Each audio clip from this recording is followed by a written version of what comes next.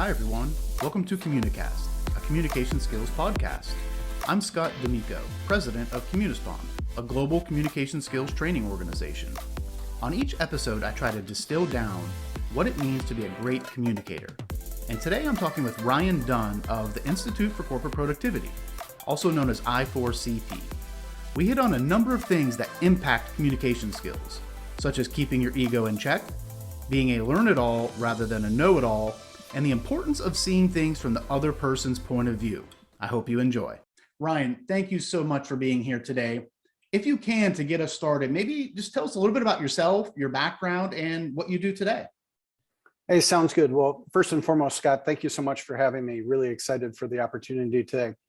So just a little bit about my background. I've spent the last 2 decades, most of the time in higher education, but really working with HR leaders all throughout the world, creating different types of innovative solutions to really help their human capital strategies through a variety of different organizations. Currently, I'm at I4CP, which stands for the Institute for Corporate Productivity. Our mission is really around discovering and advancing next practices in human capital. We're a research organization, and I'm very fortunate to have the opportunity to lead a couple of different thought leadership groups, a couple of different CHRO next practice boardroom series events, and then also a chief talent officer forum. On top of that, I support all of the different members of I4CP throughout the Midwest region. Excellent. Wow. Sounds fascinating. Thank you so much for sharing that to get us started. So I would imagine you, with your career working a lot in the human resources space, CHROs, talent development, organizational development, and then also layering in that factor of higher education and working with organizations, you've probably heard the term soft skills quite a bit, probably more than you would care, right? And it's over the past decade, it's really been so much debate about this, the importance of soft skills. Should they be called soft skills, hard skills, durable skills, 21st century skills, whatever it may be?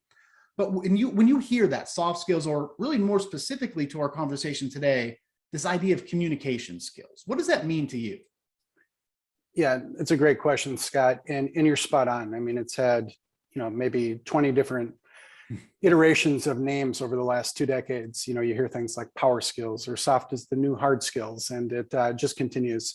I like to keep things pretty simple. And so to me, when I think of communication skills, it's really a set of tools that one must consistently hone, redefine, and develop throughout all parts of their life.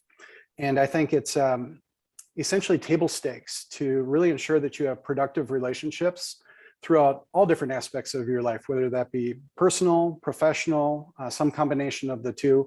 But that's the way in which I think about soft skills and the ability to not only understand, but also connect and add value to the folks that we run across and interact with throughout all parts of our life. Absolutely. Yeah, you bring up a great point, the idea of all aspects of your life. I think a lot of people miss that, the transferability of soft skills or communication skills from work to family, and also from family to work. I know in my career, my life, there's been instances where I take something that I'm using at work and I bring it home and use it for the family. And sometimes there's something that's going on, whether it's how I communicate with my spouse or the kids, that it's clicking and it's working. I figure out, how can I bring that into the workplace and make things more effective here? So when somebody says, this person is a great communicator, what comes to mind, or what are you envisioning when you hear somebody is a great communicator? Yeah, I think there's a number of different things that come to mind, but I think as you, myself, folks that are listening to this think about the term great communicator, inevitably different people are popping into their brain, and they have very clear visuals around people who they identify as, great communicators. And I think, as I think about my own list, they're folks that really capture attention.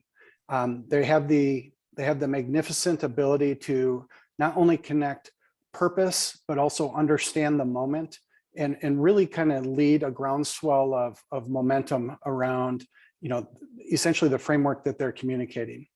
And so, as I think about how do you get to that place, I think one of the things that's most important is this notion of preparation.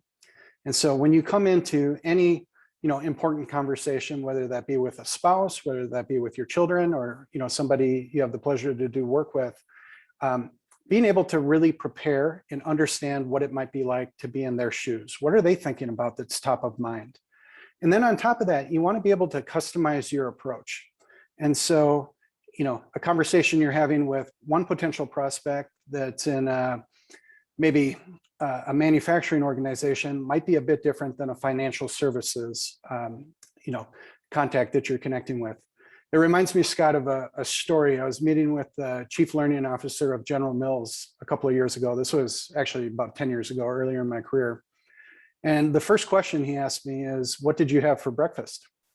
I thought, well, that was a fascinating question. And my answer, of course, was Cheerios. And he said, "That's a good answer, because had you said something else, the meeting might have been over." I said, okay, I love this guy. And so, from that story, it just reiterated the importance of being prepared and really understanding kind of what was top of mind. I also think it's important to build rapport quickly. We only have so much time in the day, and all the folks that we have a chance and a privilege to interact with, we're competing for time on their calendar. And how do we ensure that moment is worth their time, and that we're this kind of individual value generator for them?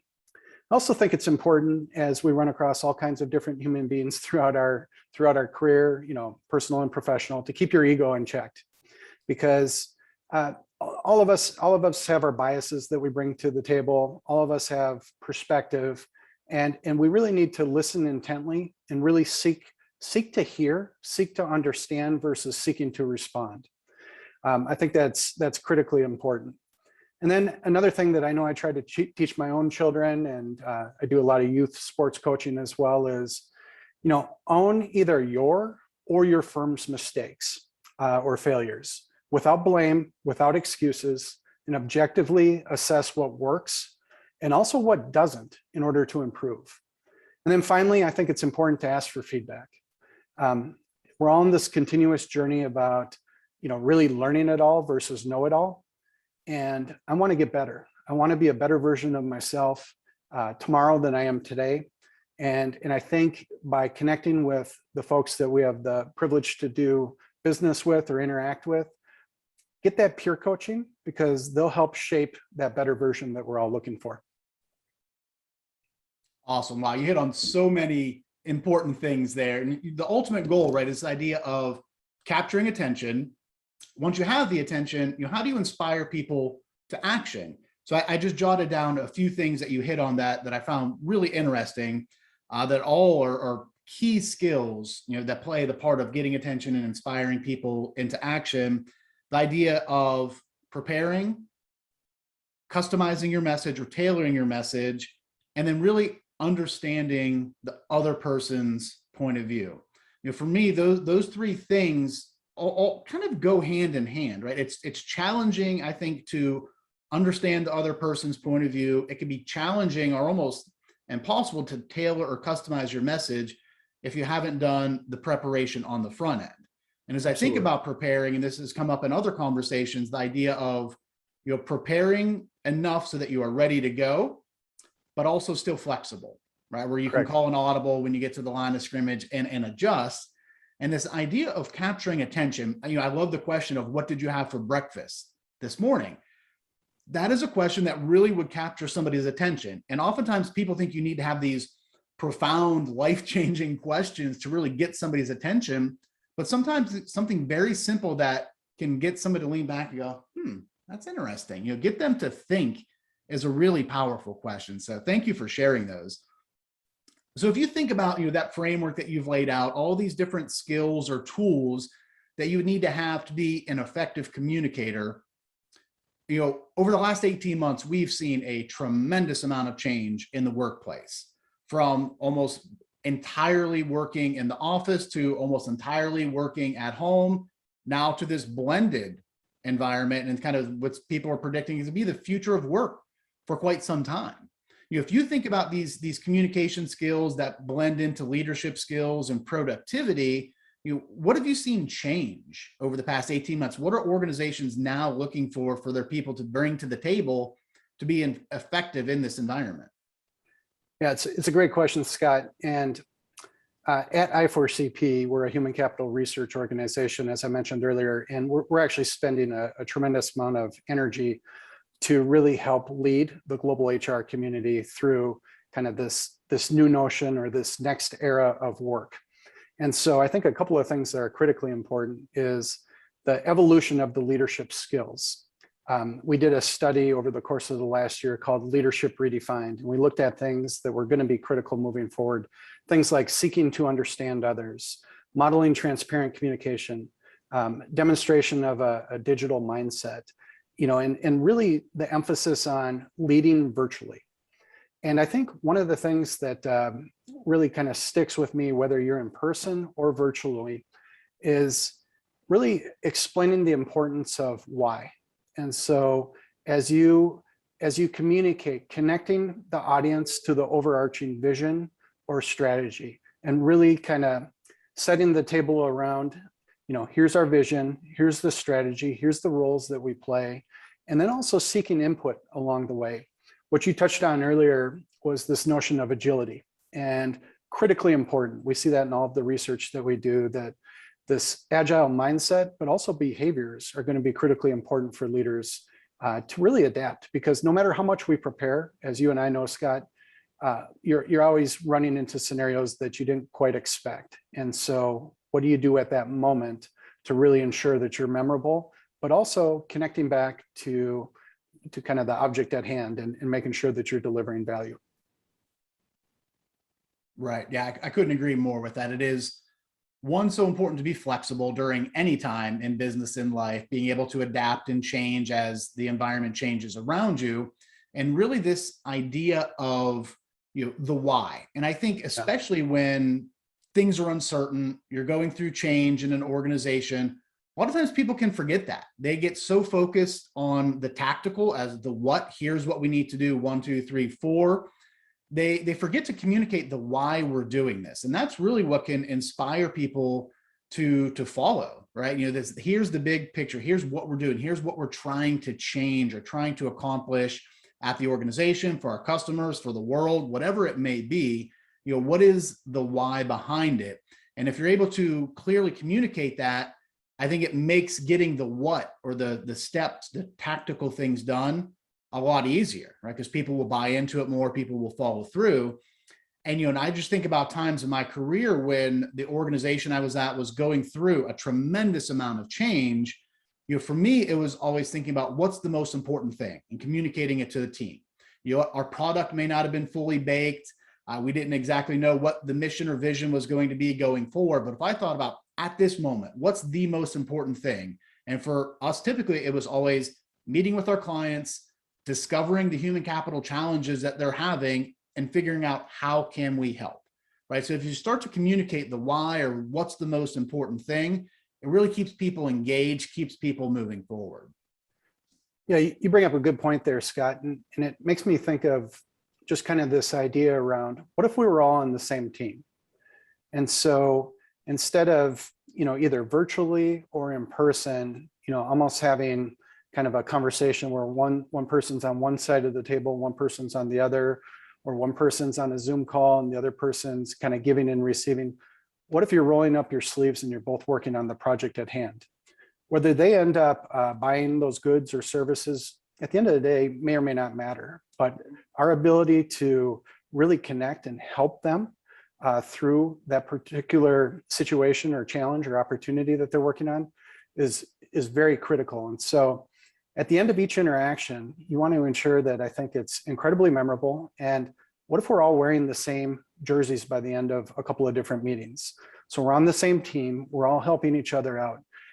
It's a whole different way to look at it. And I think if you're able to do that, you can really gain a lot of traction and go further faster. It's kind of this notion of slow down to speed up by paying attention to that relationship currency up front. Right. Yeah, the relationship currency is huge. It helps to build that trust. And for me, it's always come down to those key communication skills of, have I prepared? Am I asking thoughtful, relevant questions? Am I tailoring my message to what I heard? And I think as whether you are trying to sell into an organization, or really anyone that you're talking to, as they felt that you really cared enough to do the prep work, to learn about them, their organization, their industry, whatever it may be, to come in and ask relevant questions about how you can help solve whatever problems they may be facing, and then tailoring your responses back to their problem and not just your product. It builds that trust. It moves things along a lot more quickly. Yeah, absolutely. So shifting gears just a little bit, if you think about, you've seen a lot from different organizations at the highest levels within the HR and talent functions. But if you were to step back and think about your own career, what are 2 of the 3 communication skills that you have or that you've developed over time that have really led to your success? Yeah, it's a great question. What I've tried to do, Scott, and haven't been perfect, but what I've always kind of set out to do is, treat people or prospects like customers before they ever purchased. And so it's that notion of not only building the relationship currency, but how can I help you today, even if you're not going to buy from me for a year? Maybe you never do, but you might refer me to somebody else. And so it's creating a catalyst around how do we have more and more ambassadors that are supporting the mission that I'm on? And just like that, how can I support, these other folks that I'm interacting with, so that together, we're creating raving fans around the work that we're doing. And I think that's a beautiful place that you can strive to be at. I definitely think it's a journey, not a destination. But as we've talked about, I learned early in my career that relationship currency was critical. I oftentimes would think about, what is my brand worth? And if I wasn't sure or just wanted to verify and validate, I would ask not only some folks that I was really close to, but I was always a little bit worried that maybe that would be a little bit biased because I was close to them. So I'd oftentimes ask folks I had just met, like, how did you feel that interaction went? Was that a good use of your time? Did you learn something new? Are you going to be able to put that into practice? And some folks have given extremely candid feedback, and some areas I've been able to really deliver extreme value. In other areas, I've learned along the way that there's things I can do and tweak to really make sure it's the best use of everyone's time. And I think that feedback is credible, it's credible, but it's what's needed to ensure that you keep progressing. So, am I credible? Am I relevant? Am I able to deliver? And then I think the other piece of it is, how do you continue to instill the passion around the work that we do, around the services that you can provide to help someone else, around this moment in time that we're all dealing with, where there's a multitude of crises, but there's also a significant number of opportunities in front of us. And so I think this is a moment where the real leaders will stand up, and whether you're leading people or you're a strong influencer, the ability to lead and deliver value and really connect this notion of a better culture, bringing the passion to the table and really driving kind of the work forward, I think just kind of creates a better version of ourselves for everyone that's engaged in that. Absolutely. So as you have been a people leader, right, and leading teams, what are some of the things that you've done to develop that team cohesion, the unity, the culture of driving towards the mission? How do you accomplish that as a people leader?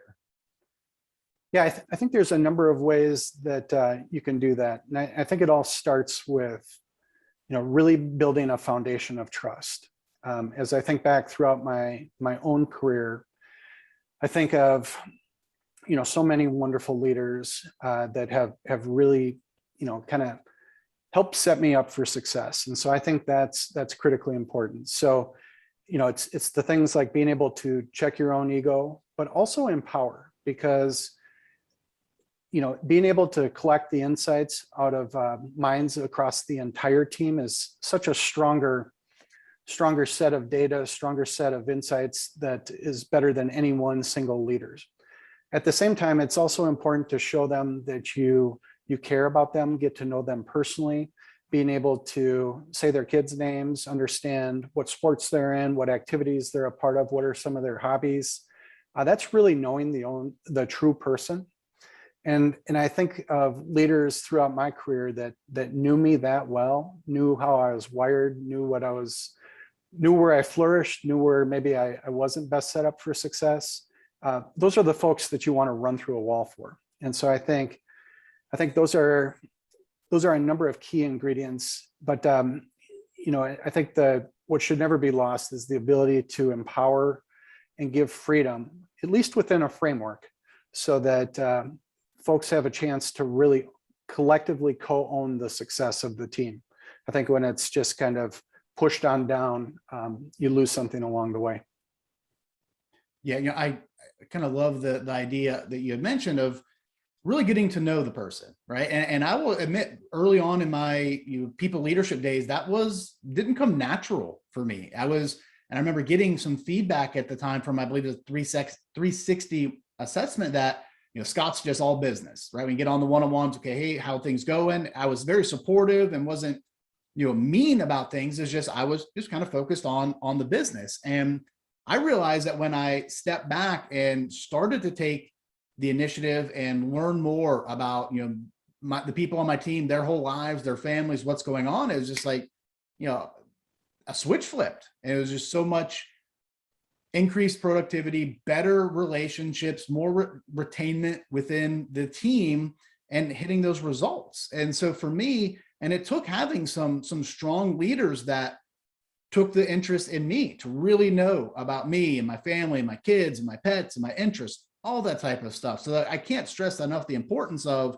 when you are a people leader, it's just not just about kind of driving people towards goals. It is, how do you understand them? What motivates them? What drives them? And then outside of work, who is this person? So Ryan, if you have to think maybe somebody throughout your career, you've touched on it a couple of times, you've had some really strong leaders that have got to know you. Who's someone from throughout your career, and you don't have to name names, but if you think about this person, they're such a great leader and a strong communicator, what set them apart? Yeah. And so I just kind of reiterating back to your last comments, Scott, and you're spot on. I think I too was maybe under a false pretense that kind of, personal and professional should be separated earlier in my career. And I've also learned that lesson along the way. And I love the summary you just put together around why it's critically important. As I reflect back on my career, as I've mentioned, I've had a whole set of wonderful leaders. I've also had some that maybe weren't as good. And candidly, I'm fortunate for both experiences because it's helped shape who I am today. And so as I think back about one such leader, the thing that he did very early in our kind of me reporting to him is he set very clear expectations with me. They were crystal clear. And he also demonstrated extreme trust. He told me he had my back. And what he shared was that I'm going to give you a rope. And you have the opportunity to really build, create, innovate, and grow your market. At the same time, if you fail or have a setback and learn from that setback, that's all good. If you keep doing the same thing, you also have the ability to hang yourself on that rope. And he kind of had the idea of being a fighter jet. Like if I was going to get into, something that maybe would be career altering, he would come in and help versus the helicopter approach. And I know I've even tried to do that with my own children because sometimes they need to, and I hate the term fail, but sometimes you need to learn that lesson. And oftentimes that's the best way to grow. And so just making sure though, that whatever that lesson might be, if it's a life altering lesson, that's where I think the fighter jet analogy comes in handy. Love the analogy between the fighter jet and the helicopter. That's great. I'm going to steal that one, but it's the idea, two things you hit on that have come up a lot in my conversations, the idea of setting very clear expectations. It's a lot easier to hold people accountable when you communicate those clear expectations on the front end. And then also the idea of starting with trust, right? You have my trust to begin with. It's up to you whether to keep it or to lose it. And I think when you start with trust, things move at a lot more rapid pace. You can go out there and do things. And as you mentioned, if you fail, whatever you want to call it, fail, get knocked down, things don't go right, in maybe a minor way or a mild way, that's okay. You're going to learn from that, hopefully, with a goal from a leader, helping people learn from those challenges to help make them better. So absolutely. Awesome.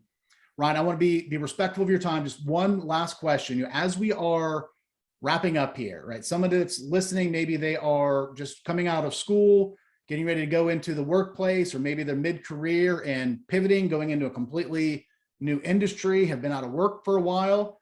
One piece of advice that you would have for them around, the importance of developing or honing their communication skills. Yeah, and I think just reflecting on my own career, there's a couple of things that, some that I learned early and some that I learned a little later that I wish I would have learned earlier. But probably the most important is treat people well. I just think that's so simple, but it's so critical. At the end of the day, people work with who they know, like, and trust. Every single interaction you're having, folks are making a decision around, do I want to spend more time with that person? Is that somebody I want to continue to work for? Is that somebody who, really has my back and is willing to support me along the way?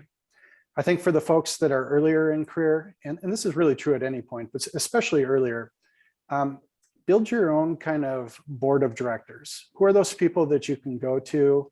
Some that you work with, some that maybe are in adjacent industries, customers, just people that can really give you that real-time feedback, can give you that career advice, because the strength of your support system is critical to being successful. Don't underestimate the value of your networks.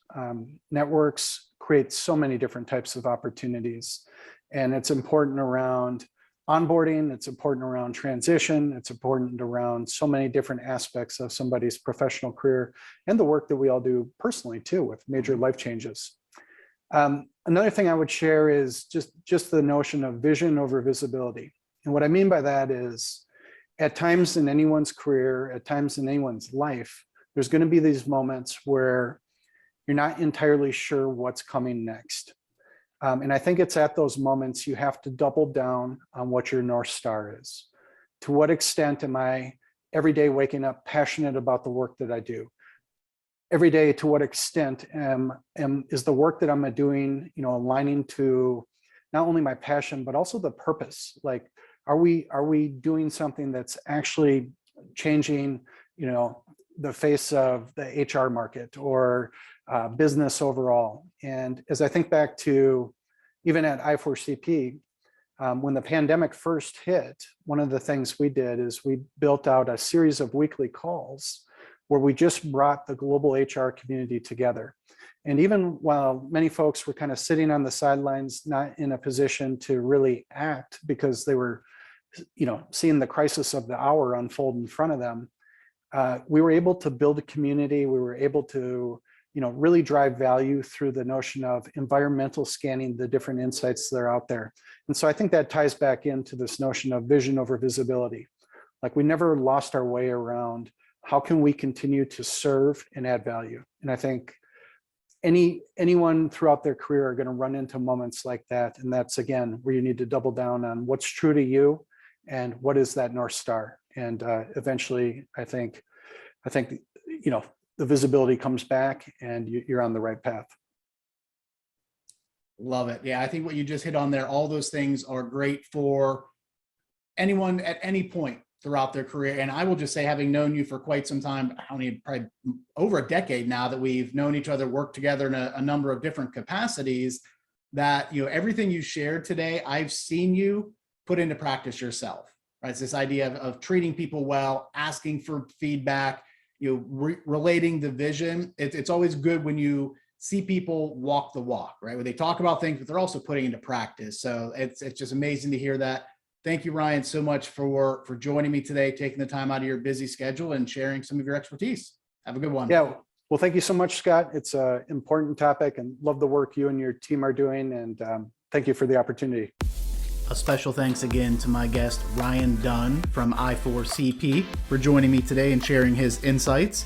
And remember, whether it's in life or at work, to be an effective leader and communicator, treat people well, listen to understand rather than respond, and focus on the vision over visibility. I hope you enjoy, and please remember to subscribe to the podcast to get notified of new episodes. Thanks and have a great day.